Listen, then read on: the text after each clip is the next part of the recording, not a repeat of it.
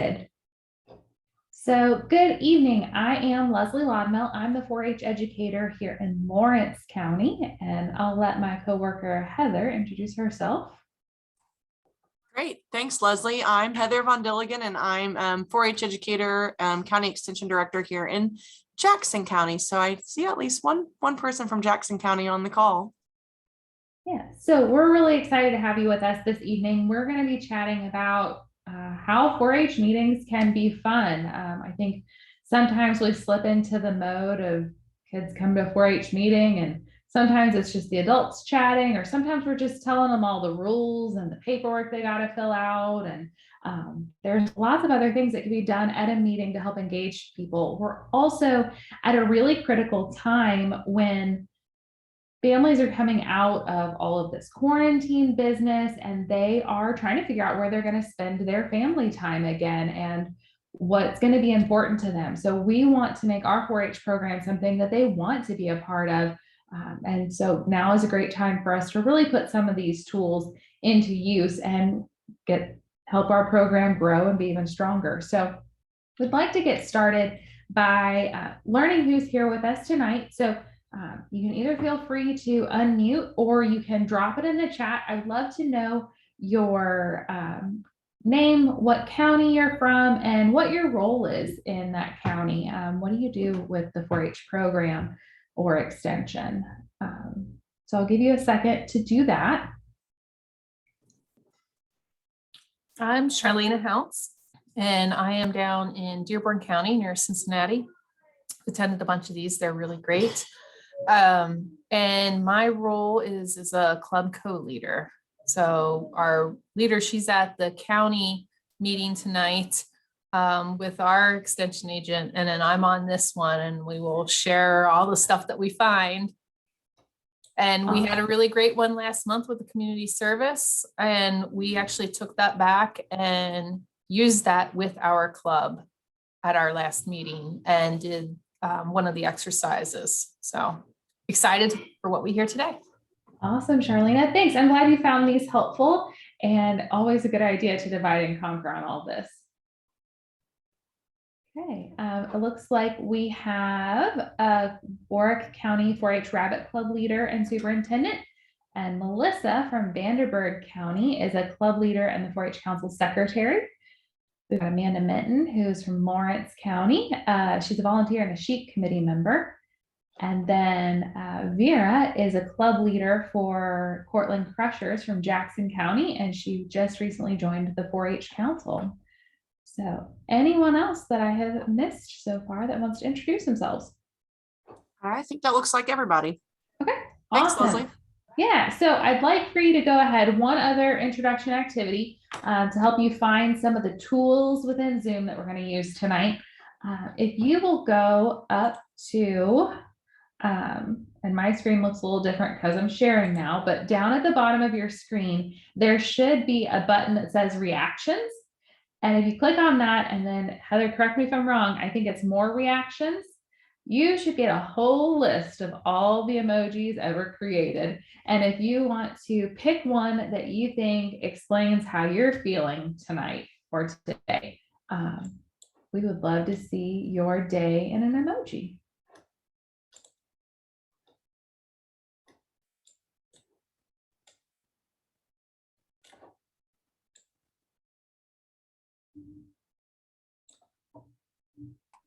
Loving all of these emojis, smiley faces. We've got the confetti. That's exciting. Okay. Got some coming into the chat. Awesome. Fantastic. Okay, so we'll be using a few tools today. I know sometimes people like to unmute, sometimes they don't. So feel free anytime you have something. Heather and I are pretty informal, so feel free to unmute. But you can also drop things in the chat today, and we'll also be using the annotate feature, and we'll walk you through that whenever we get there. Actually, we're there. So using your annotate feature, and if you can't find it, you're free to use the chat, but click at the top of your screen. There should be a button that says annotate. And if you click on that button, then you can click text and then click on the screen and you can type anything. So share with us your ideas. What activities or events make up a typical 4-H meeting?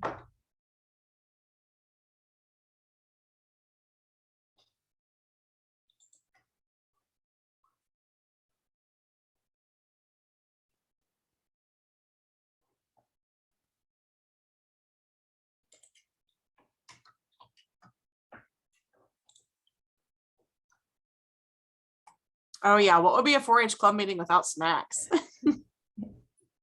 That's great.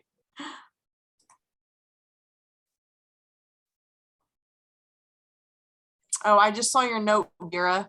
That might be hard to find on the phone. If you want to, you can just send your thoughts through the chat button.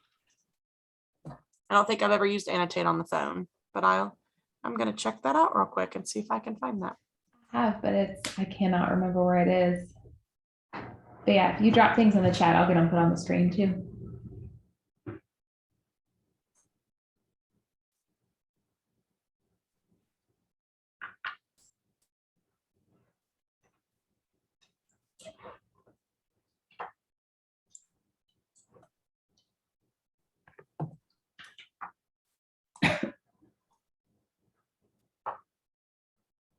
Okay, so things that I'm seeing, I see demonstrations, meeting agenda and reports, a group game at the end of the meeting, pledges, snacks.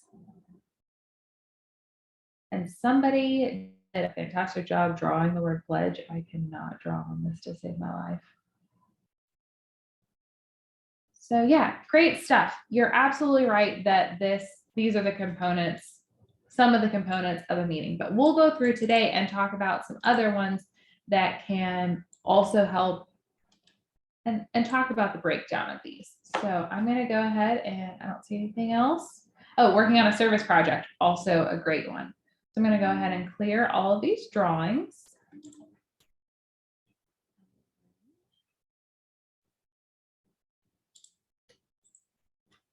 So whenever you think of a meeting, sometimes it helps to break it down into 3 pieces, because when you're putting an agenda together, sometimes it can feel a little bit overwhelming. So a meeting should be, all of our 4-H club meetings should be equal part, or sorry, not equal parts, business, education, and recreation. Those are really the key pieces that we want to include. Now, I'm not saying that, you can't use recreation in your education or things like that. They can weave together a little bit, but these are the 3 components. Because remember, our club meetings are not school. They're not required by law that our kids can participate in this. We want them to be there, or we want them to want to be there. So we can't just have a meeting that's all business and think that that's going to engage our 4th grader, or really even our 12th graders, for the entire time. And then we want our organization to be something that helps these young people grow. We are here for the educational purpose. So I want you to type in the chat and share with me, what do you think, what percentage of time or amount of time do you think we should spend on each of these 3 sections: business, education, and recreation?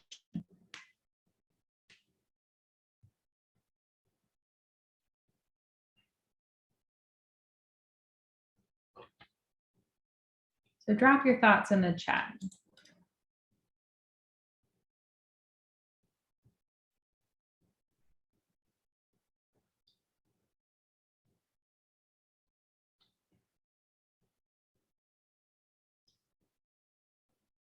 So let's simplify it a little bit. Let's just talk. Oh, there we go. We've got one. A third business, and then combine education and recreation for the remainder. That's a great tactic to use. Yep. What other thoughts? 15 minutes business, 15 recreation, and 30 for education. Yeah, that could work too.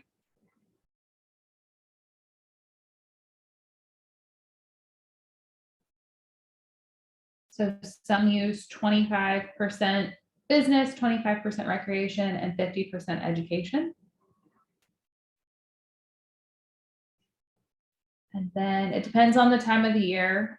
2 months before fair, 50% is business or education, that we try to make it into games or something more than just reciting rules. Where when you go after fair meetings, it's almost all recreation with a little business and education. Okay.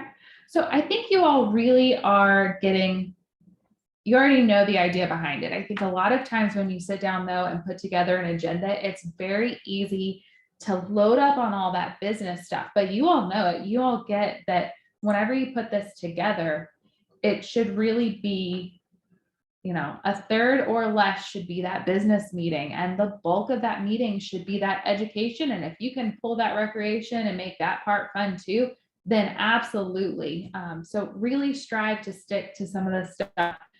Those attention spans are short, and I am finding in my experience with young people at this point, they're even shorter right now.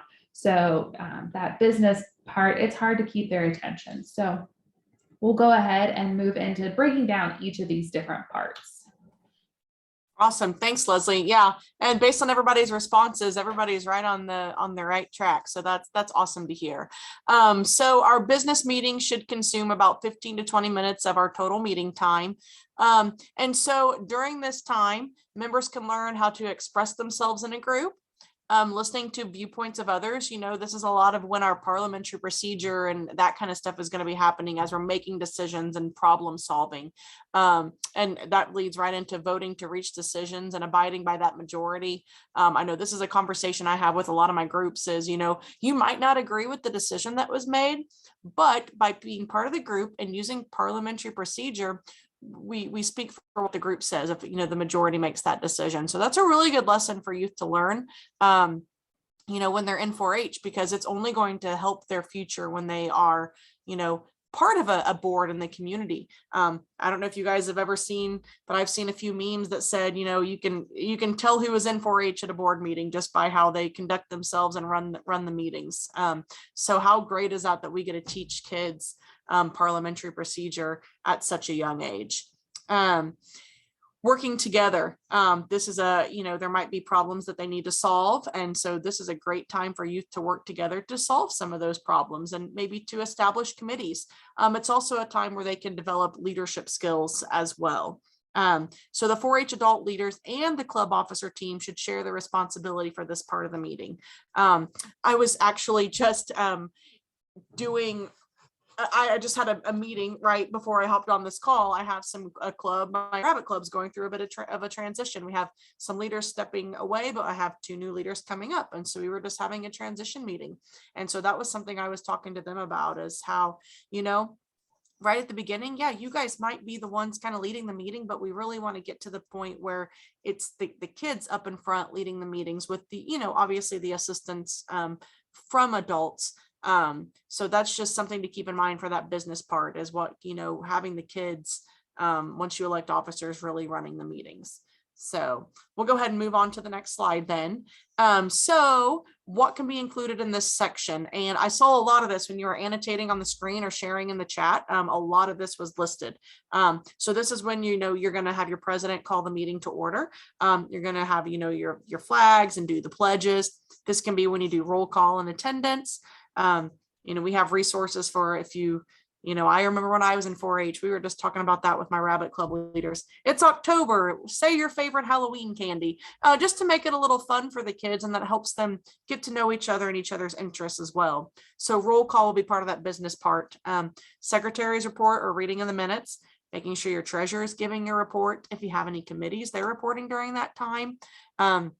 And a section for old business, new business, announcements, and then adjournment before you move into those other parts of your meeting. So you guys are right on track when you were sharing earlier about you know, things that could be included in the business part of the agenda. And Heather, to make our to make our Mm-hmm. business part fun, we even have a sunshine officer that we throw in, and they have to tell a joke or a fun story or quote. So there's even ways that you can throw in fun into that business meeting a little bit. That's fun. It's always nice to hear about what, you know, different officer roles clubs have, because I keep kind of using that as an example just because I'm fresh out of a meeting with you know, new club leaders. But yeah, club offices can vary from club to club. You know, what might work for one group might not work for another group, and that's okay. That's a decision that the club leaders and youth can make together. So thanks for sharing that, Leslie. We'll go ahead and move on to the next one. We want to hear about you all. So what has worked in your club in this category? Like Leslie said, you can use that annotate feature, which is at the top if you're on a computer, or you can share in the chat, or feel free to, you know, unmute your microphone. And if you want to share your video, you can too. It's fine if you don't as well. But it kind of 3 different options. Share with us what's worked for your club.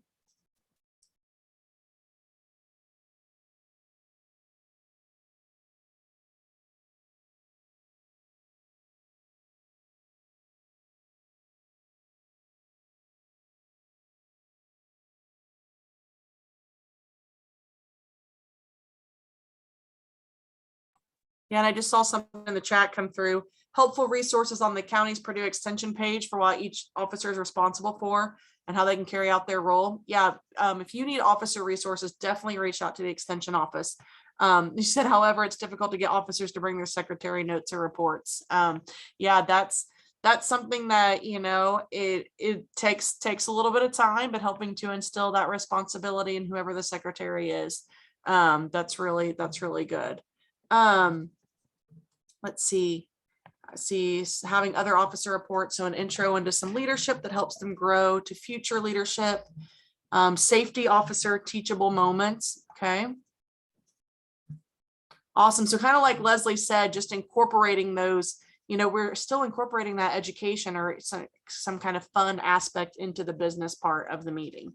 We can definitely make meetings fun. We just had an office conference today and where we met with our staff, and part of it was we decorated Easter egg cookies. So we're having that team bonding. We're getting the business done, but we're also incorporating a little bit of teamwork and bonding in there. Anybody else have any thoughts?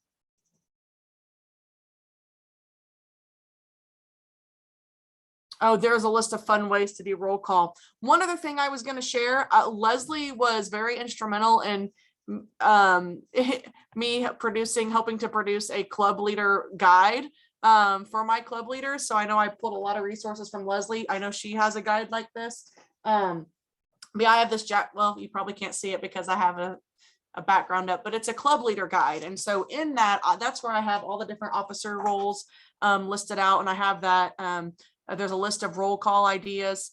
So check with your extension office. If you don't think you have a resource like that, maybe it's something, they can work with another county to get you some of those resources. So we always like to share an extension and not reinvent the wheel if somebody else in another county has done it. So, all right. We're going to go ahead and move on to our next section. So I'm going to turn it back over to Leslie. Awesome. Thanks, Heather. And shortly, I will drop the link to a lot of those officer resources from the state 4-H website. Got to get all my screens figured out. So yeah, let's go into that education piece.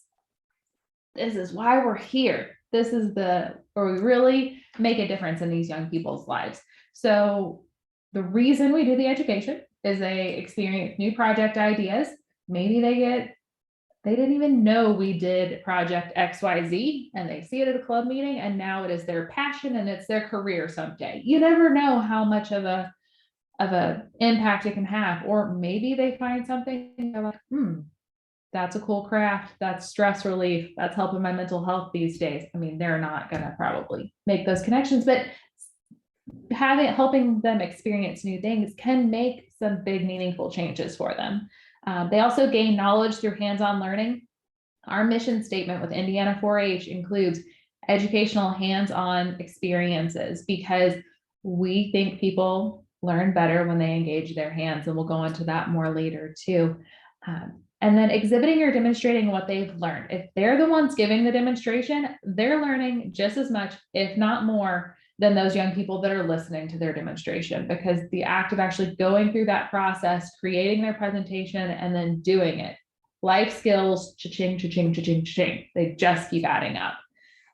They also may be considering more career options like we talked about, and they're learning how to learn. Some of our young people really learn well in the formal setting that we experience in school. Some of them learn a lot better in this informal setting that we have in a club meeting. So letting them experience that will help them learn how to learn for their future. And then they're also going to explore new ideas and ways of doing things.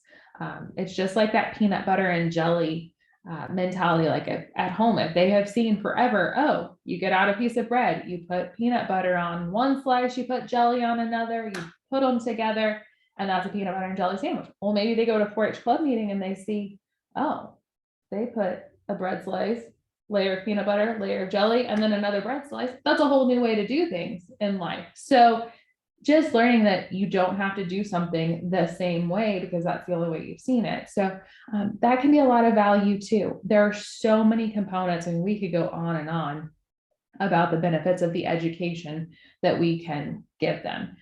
Also, this is a great place for you to get to step back. A lot of our curriculum pieces that we have, and we'll go through and show you some of that tonight too, they're designed that you can hand them to one of your teen club officers. They can take it away. They can do that teaching, because remember, they're going to listen to those older high school students more than they listen to you or me any day of the week. So use that to your advantage. Let those club officers get more engaged, and that's a way to help keep them engaged. If they, I know we had mentioned that a lot of times it's hard for them to remember to bring those secretary notes or reports.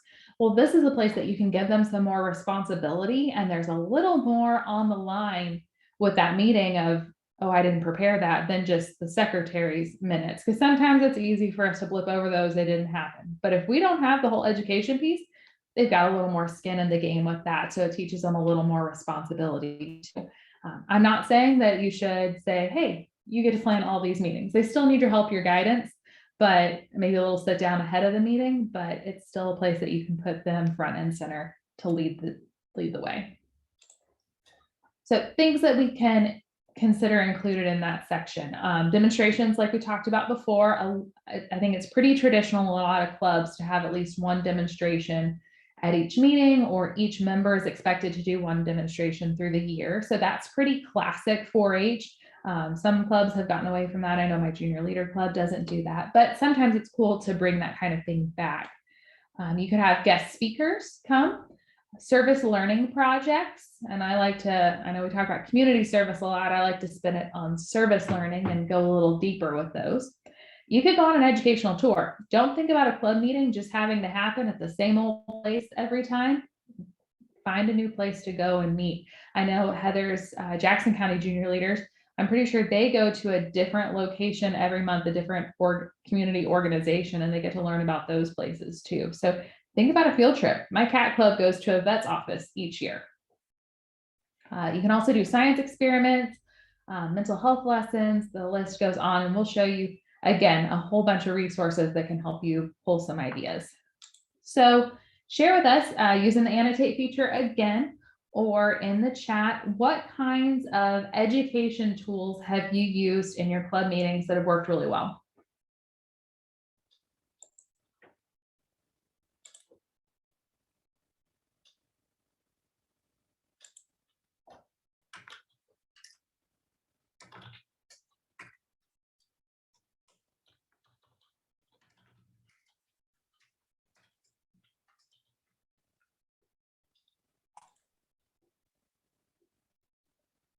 Ooh, so glad to hear you're using the ethical and unethical exercise from our community or our civic engagement volunteer cafe. Awesome. Yeah, I saw somebody who threw up the Ohio State Learning Lab kits. Those are great resources. A lot of counties in Southeast Indiana now are being able to purchase those with some grant funds. So if you're not for sure if your county has that or not, reach out, because there could be some funds available for them to purchase some. I know we have several in Jackson County, and I know Leslie has a lot in Lawrence County. Yeah. So we've got some stuff coming in the chat, Leslie, some finding activities that all the kids can participate in works the best. Hosting an industry expert to talk about a specific part of production. Vera said it's hard when you have a large group. Yeah, that can be difficult. I totally understand that. And my recommendation for that would be think about dividing that group. Think about some stations or some rotations. Break down what you're doing in smaller pieces, and maybe you've got one volunteer on this side doing this and one on this other side. My clubs have this challenge because so many 4-Hers come to club meetings, which is fantastic. But their learning experience and what they need is vastly different from the rest of the 4-H members. So if you can have somebody that's kind of like your mini liaison, or they've got have a parent that's in charge of doing this mini activity this month or something like that, that can really be a game changer for some clubs too. So yeah, divide and conquer those large groups. We've also got highlight your project, where everyone brings one or more project from last year and explains it to show a variety of projects and ideas. That's a great idea. Yeah. Yeah, I've seen, lots of different things happening in our county and, in regards to this. And it depends on too. I mean, sometimes there are specialized project clubs. Like I have a club, it's called Outdoor Connections. And so every month they're doing something different outdoors. So they hardly ever meet in one place. I'm going to call Vera out on the call just because I see she's on the call, but she has so many awesome educational activities where she brings the kids in to be those experts. I was actually just on Trip Town. They were just featured in our local newspaper. She actually had some of her project, or for some of her kids, bring in some of their exotic animals. And so, I mean, my skin kind of jumped a little bit when I saw, like the kids were holding snakes and stuff, but it looked like they had a blast. So don't hesitate to, reach out to your kids or their families, because they might have something that's of interest to the rest of the club. And you don't even really have to, go out and look for somebody in the community. You have that built-in community there. So don't hesitate to use your kids and the families as resources for potential educational parts of the meeting as well. So I really want to pull on this idea that Amanda dropped in the chat too. And we also have it on the screen with bringing in those experts, those industry experts, because some counties like mine, and I think we have a rabbit club leader on here too. So some species have specific clubs. And so we have what we call special interest clubs. And even our other clubs can benefit from this too, because when I'm looking for a club leader or a club volunteer, I am not looking for an expert in whatever that is. So I'm not looking for a sheep expert. I'm not looking for a swine expert to lead my club. I'm looking for somebody who wants to help kids learn. And with that, you can then find people who are the experts and can come talk about this topic or that topic. And again, it's just like whenever 4-H educators, we go teach in other counties sometimes, because it's nice to hear from someone else. They don't necessarily want to hear from the same people all the time, and they might listen a little better if you bring in a guest speaker. So great. Any other final thoughts before we clear those? It's just nice, I think, sharing and being able to, talk about what happens in different counties. I think this is the benefit when we can bring people together from different counties. We learn, what people are doing, in the northern part of the state, and we'll find out it's not that different than what we're doing here, but we just learned how to do it a different way. So awesome. Thanks for taking us through education, Leslie. And then I'm going to focus on recreation. So 15 to 20 minutes of the total meeting time. And it doesn't have to be all at the same time. It can be kind of, as Leslie was talking about, kind of interspersed all together. How can you include that education and recreation? Is there a game you could play that also gets them running around? But there's some kind of learning objective to it. So it doesn't necessarily have to be a dedicated time. I know it is a lot of times. And, with our junior leaders, it's a dedicated time kind of at the end of the meeting. But this is encouraging me to think about it a little differently. So through recreation, 4-H members learn socialization and friendship skills. They learn how to build teams and work together. They're gaining those leadership skills, especially if you have a recreation leader. That's typically one of the jobs, at least in our junior leaders group, that's kind of been reserved maybe more for like the younger ones who want to try their hands at a leadership role, but they're not quite ready to do like one of the 4 main ones. So this is a really good officer role for somebody who's wanting to expand their leadership skills. They develop an understanding of how others are similar and different than themselves. It makes everybody feel welcomed and included in the group. I know, especially at the beginning of the year, with junior leaders, we do a lot of recreation around getting to know you and getting to know each other's names. So that's one of the big parts of that. And of course, having fun. I mean, we want to have fun at our 4-H meetings. As Leslie was saying, families are really making decisions now and really figuring out where they want to spend their free time. And so we want to be that organization that people say, we don't want to leave 4-H. We don't want people to leave 4-H. So how can we make it fun and engaging for the kids? And I've noticed Leslie is dropping a few things in the chat box. So lots of stuff to explore on our state website. And here in a bit, I'm going to show you where you can find some more specific volunteer resources, but it looks like that's in addition to a lot of the club materials. So what can be included in recreation? Small group games, scavenger hunts, relays, team building games, icebreakers, hikes, snacks. I know somebody put snacks earlier. And we always joke around about like, what's a 4-H club meeting without snacks? So those are all different types of things that can be included in recreation. Now, we want to hear from you. What's worked in regards to recreation with your club? So if you could either annotate that on the screen or share it in the chat box or unmute your microphone, that would be wonderful. Go ahead and give you a few minutes to share.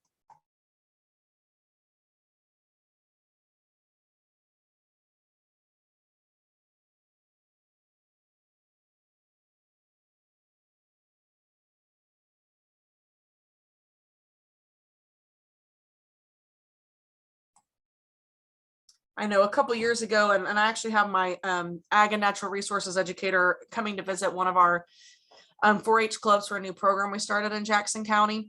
But the snack for the day is going to be ice cream sundaes.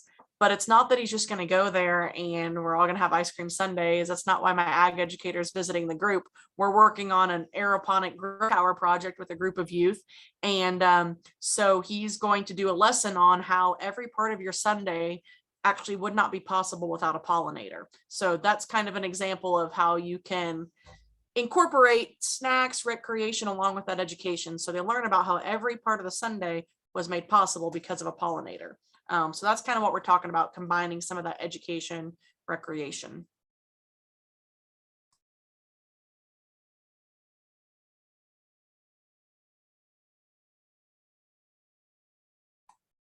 Awesome. See some good ideas going up on screen.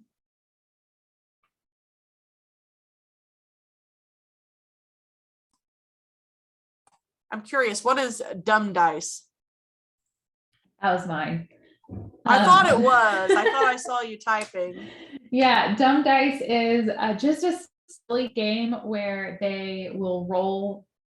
You get a team of like 5 kids around a table. They each have a sheet of paper and there's only one pen and there's one set of dice and they roll the dice, each one taking turns, and they're each one trying to roll a double. And if they roll a double, they get to grab the pen and start writing the numbers 1, 2, 3, 4, all the way up to 100. But if somebody else rolls doubles, then they rip the pen out of their hand and they start writing, and whoever gets to 100 first wins. It is the silliest game. And every time I have a group that just is not talking to each other, I break that out and they just think it's hilarious and it breaks the ice better than anything I've had. That's How many awesome. dice is this with? Just a pair? They just get 2. Yep, just a pair. And so like when I have junior leaders, if I have 15 kids there, I'll break them into 3 different groups and they'll each do it. Nice. That sounds something similar to, there's a lesson in a curriculum we use called Work Ready. It's some college and career prep. It sounds very similar, Leslie, except for instead of doubles, it's if you roll a 1 or a 6, then you get to steal the pencil. So, and I've seen that too, because I do it with classes. And if the group isn't talking, they get very competitive. So that's fun. I just never heard that name. So I was curious. Yeah. So sometimes it's helpful to kick that recreation into closer to the beginning of the meeting and have some to finish it up. You know, the recreation doesn't all have to be one block because it can really help break that ice. And recreation is one of my favorite things, team building, all that cooperative stuff. So I actually have a shelf in my office full of tools that can use that. So reach out to your educators, see what they've got. Some of them might be recreation nerds like me. Yeah. And if we don't have a lot of resources, we know we can call Leslie. I saw somebody else drop something in the chat. They had a good meeting last time. It was some trivia and you had to figure something out and find it. So like they were given a clue, maybe find something with 3 curves that hold things together, and then they had to go find a paper clip. So they were kind of given, so scavenger hunts. Yeah, that's awesome. That sounds like a lot of fun.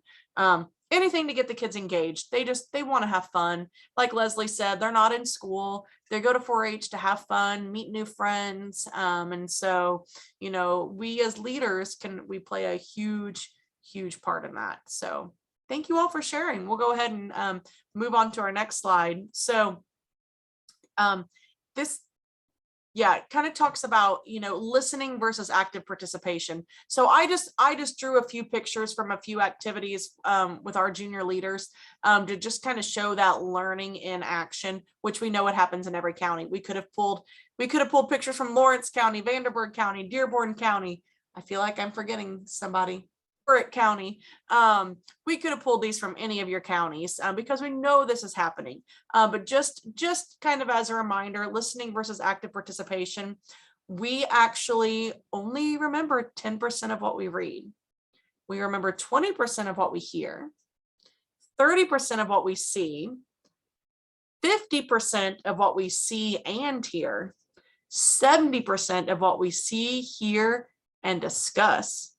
And we actually remember 90% of what we see, hear, discuss, and practice.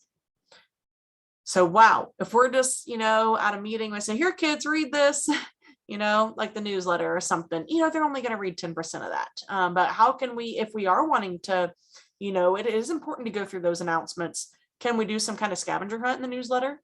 And then again, they're doing, they're seeing, they're discussing with their groups. So just something to kind of keep in mind. These 2 photos, the top one was our junior leaders. They do an annual dinner and dessert auction. And so they are the committee, they're planning it. They're actually meeting with one of our reception halls at this meeting. We have planning meetings leading up to it. They get to meet, they get to make decisions on the food we're going to have, the decorations. So they're seeing, they're hearing, they're discussing, and then they're actually practicing these real life skills. And so they're gonna remember that. The bottom picture was one of our junior leader meetings. The gentleman on the left, he's a teacher, but his kids are also very involved in our 4-H program. Seymour High School has a program called Owl Manufacturing, where it's actually a manufacturing business run out of the high school. So he actually allowed junior leaders to make their own shirts that night. So they actually got to screen print them, and we got to use the junior leaders logo from the state 4-H office. It was really a fun meeting. They didn't just get to see, you know, what was happening at Owl Manufacturing. They see it, they got to hear it, they discussed it, and then they actually got to practice those skills. So just as a reminder, as you're planning those club meetings, to think about that. And I was not the one that set up these meetings, okay, guys?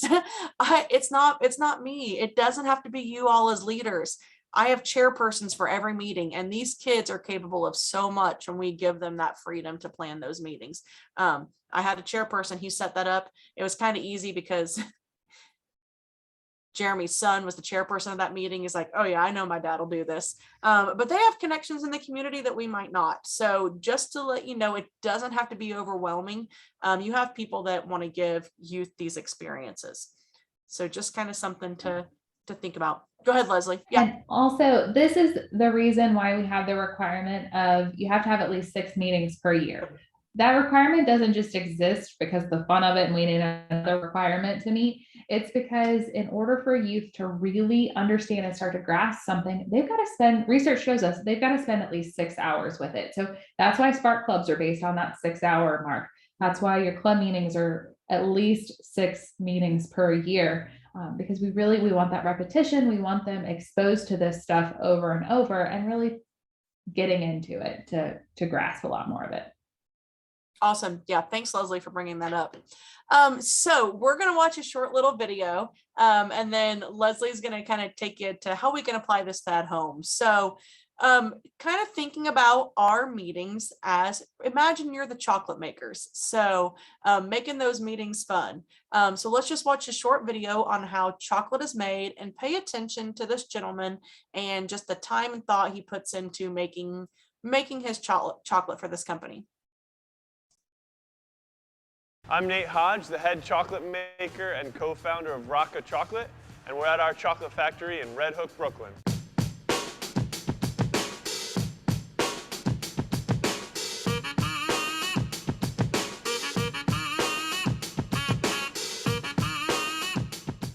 So the cacao pods are cut open and there's a mixture of fruit surrounding the seeds of the cocoa tree. Those are scooped out and generally put into sacks so that they can be taken somewhere to be fermented. This is a repurposed juicer. It has a custom casing and set of blades for cracking the cocoa beans. We use them for separating the shell from the nib, like this, just pure nibs.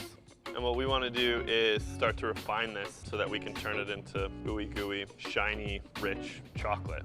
These are like Indian spice grinders that are used for chai, curries. These have been repurposed for cocoa. We'll run it overnight and then we'll add sugar in the morning. This is after it's gone through the roller mill behind us. This is going to get thicker and thicker and thicker, and then eventually you'll start to see like sugar granules coming out, and then the machine will start grinding the solids. You want to recoat all the particles in fat, and you want to reshape those particles. So since it's coming through here in a really tight space, it's flattening the particles, and that's great. We want small particles, but what we also want are particles that are rounded into a pearl shape so that it rolls off your palate instead of like sticks to it. So they're gonna run this through 3 times, and by the end, it's just gonna be like a big knot of chocolate.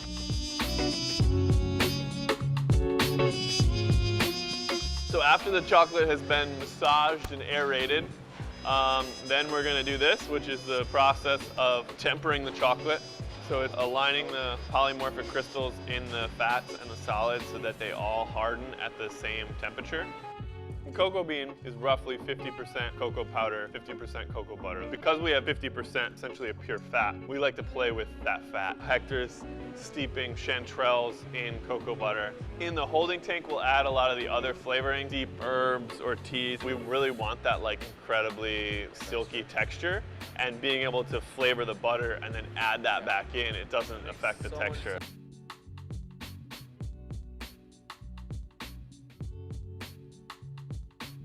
So then we'll roll the racks into this box.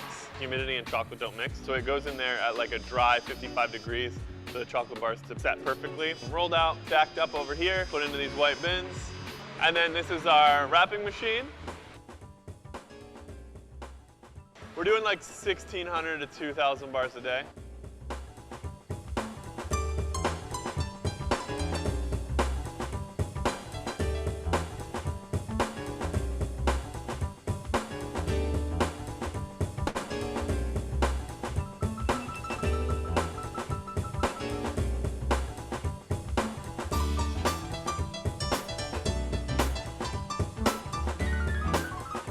Oh, yes!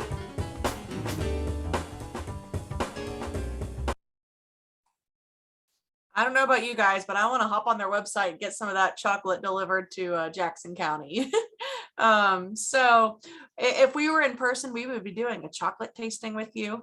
But Leslie's going to kind of give you an assignment now on how we can apply this to our club meetings. So 4-H club meetings can be like that good chocolate that you bite into. So I'm going to turn it back over to Leslie.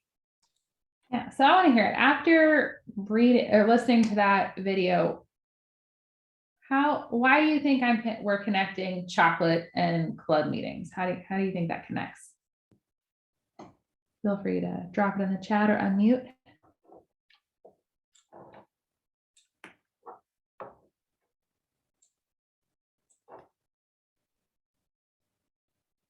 So it must be refined. Yeah.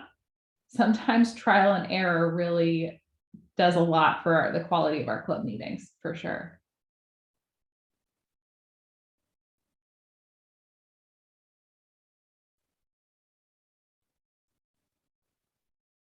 Okay, well, I'm going to let you keep thinking about that, and feel free to drop your other thoughts in the chat. I can connect chocolate and club meetings in many, many ways. And one of the ways that I really want you all to think about, and we've just been through the Easter holiday, so I'm sure a lot of people have a little extra candy around their house right now.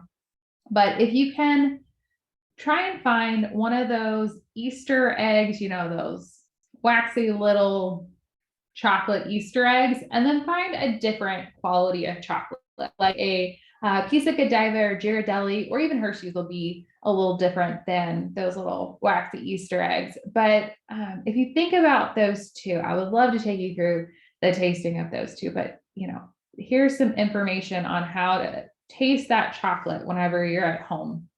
But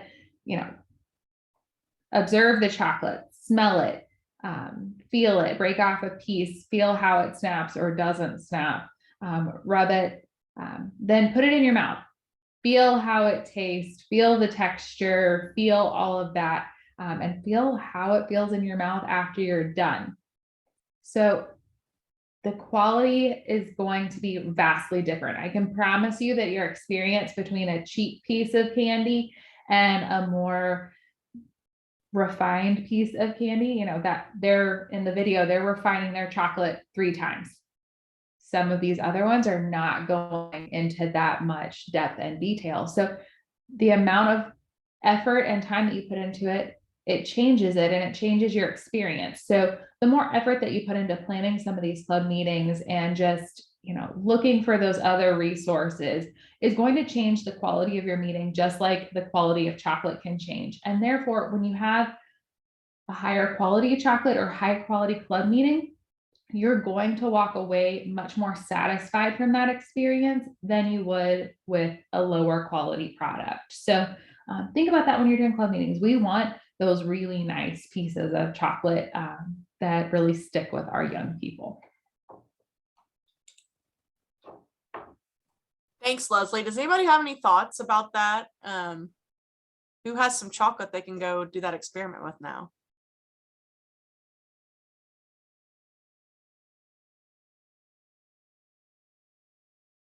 All right. Well, Leslie's going to help us navigate to some of these different resources. So we have a really nice, actually, Indiana 4-H website.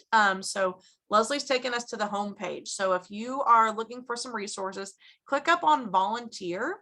And Leslie put the link in there earlier about the club resources. But what we're really going to focus on right now is volunteer resources and development. So if she clicks on that, kind of goes down, it gives you some information about, just being a volunteer, our yearly requirements. But if you keep scrolling down, there's a lot about inclusive 4-H and, how, everybody is included in our Purdue Extension and 4-H programs. But there's all kinds of resources down here. We have a mentor manual, a 4-H council handbook. I know a couple of years ago, at least as educators in area 2, we went to different counties and kind of trained everybody on that handbook. Recipe for community club success. So there's some trainings actually that have been offered on the multi-state level. Really some good resources you can look for. Information on supporting new families. 4-H can be overwhelming.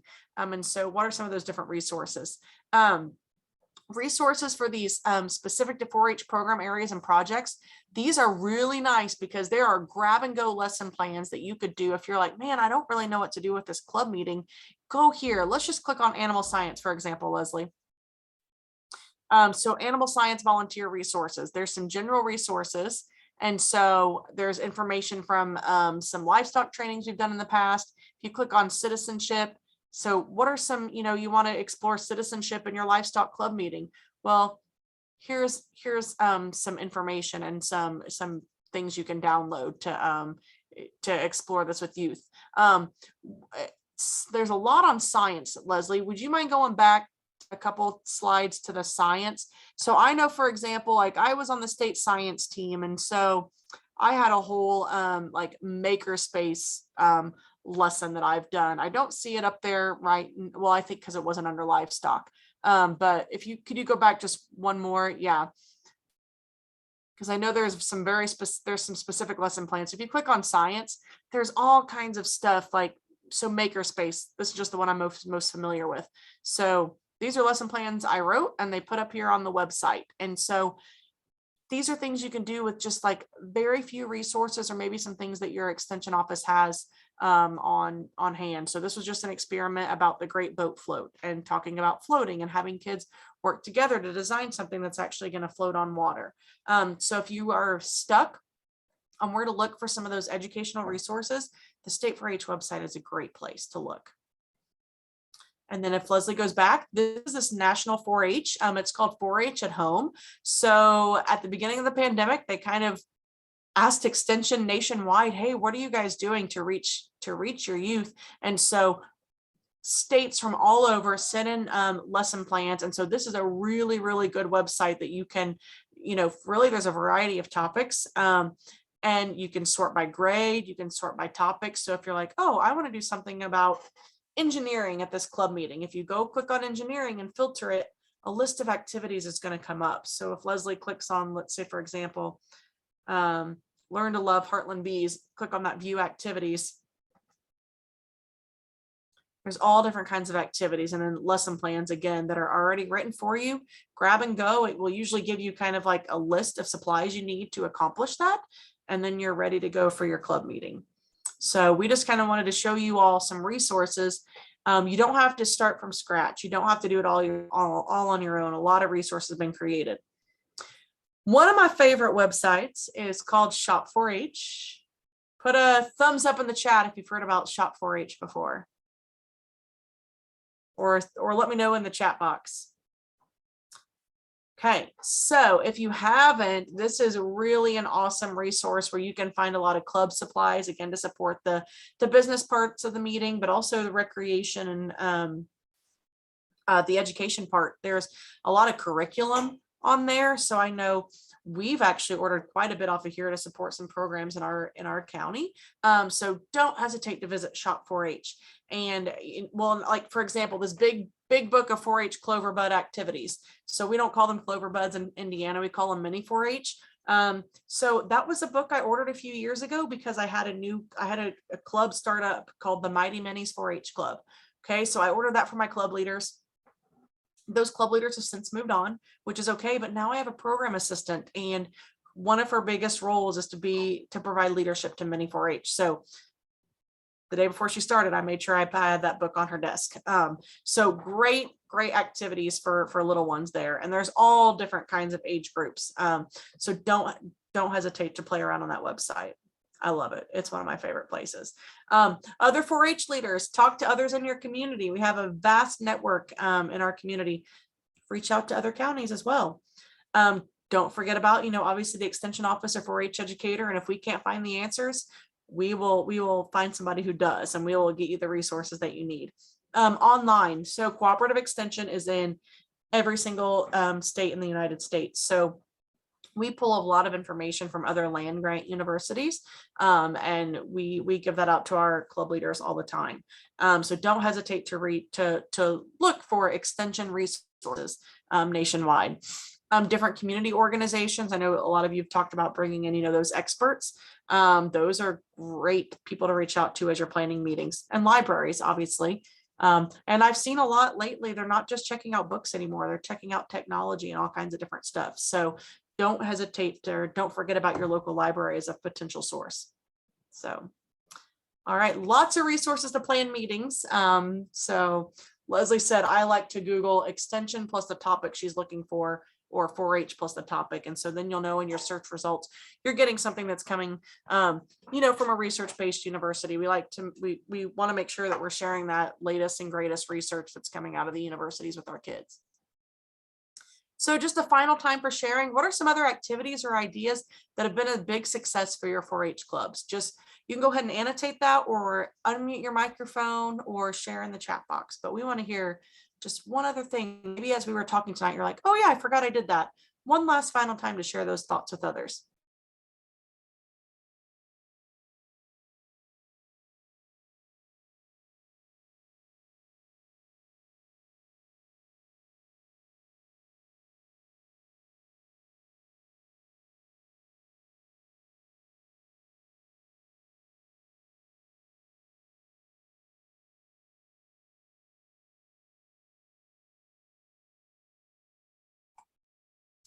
blanket tying for service and a club tie-dye. Oh, that sounds like fun.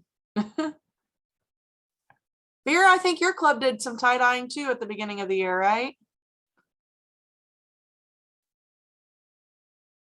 Saw that was Charlena.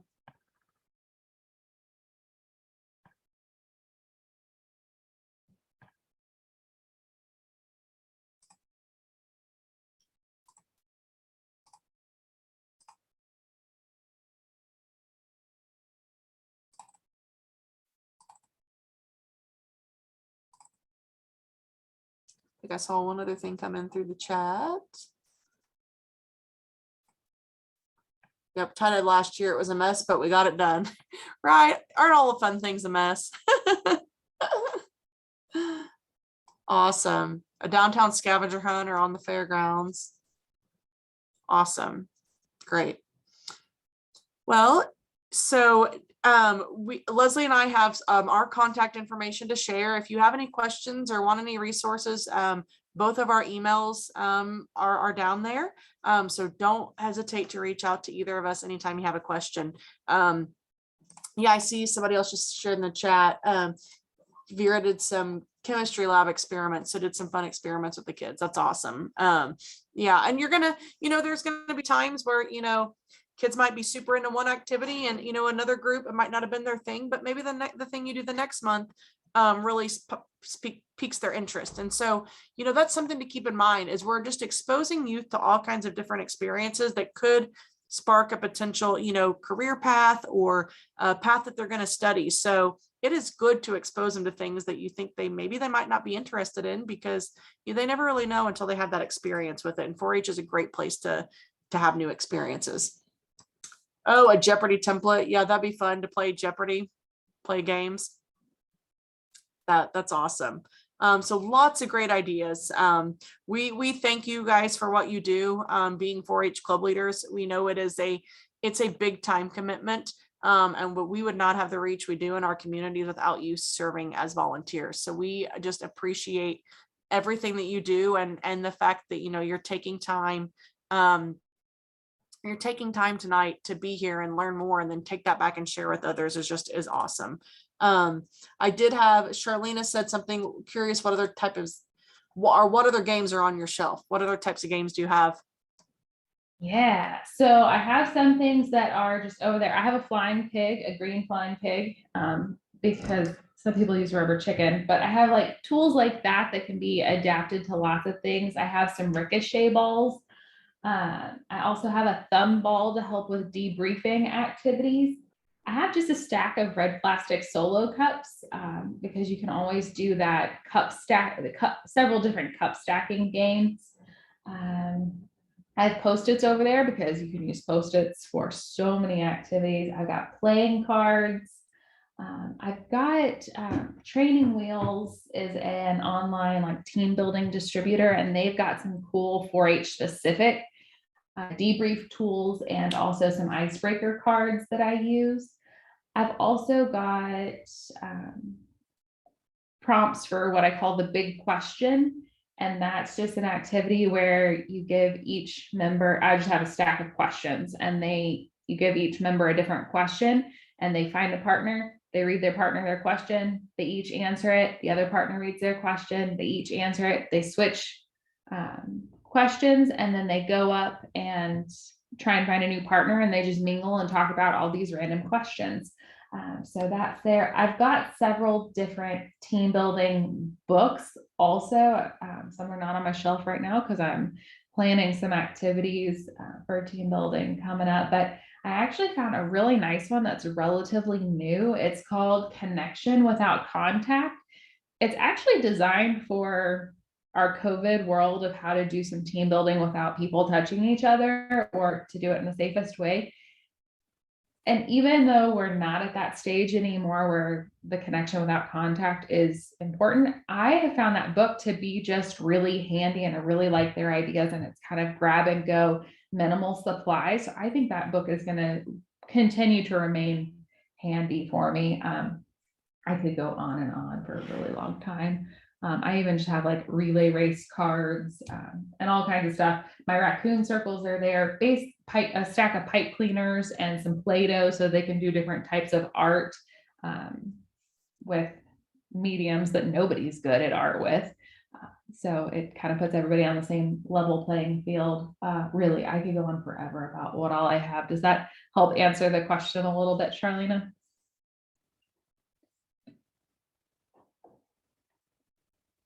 And Heather is wicked fast on finding those links. I dropped a few of those links in that Leslie was talking about, just Googling some of that stuff. So it looks like you can purchase that book off of Amazon and that training wheels. I'm learning new things. So thanks, Leslie. Yeah. Appreciate that. Anytime I've done a team building activity, I don't stash it away. I put it on that shelf to use for later because there's always a time that a club leader comes to me and says, what am I going to do? And instead of coming up with something new, I just pull something off the shelf. I even have a roll of toilet paper. All kinds of stuff. Well, thanks for sharing that, Leslie, and thanks for asking the question, Charlena. Does anybody have any last minute thoughts or questions before we log off the call? I'm going to go ahead and stop the recording.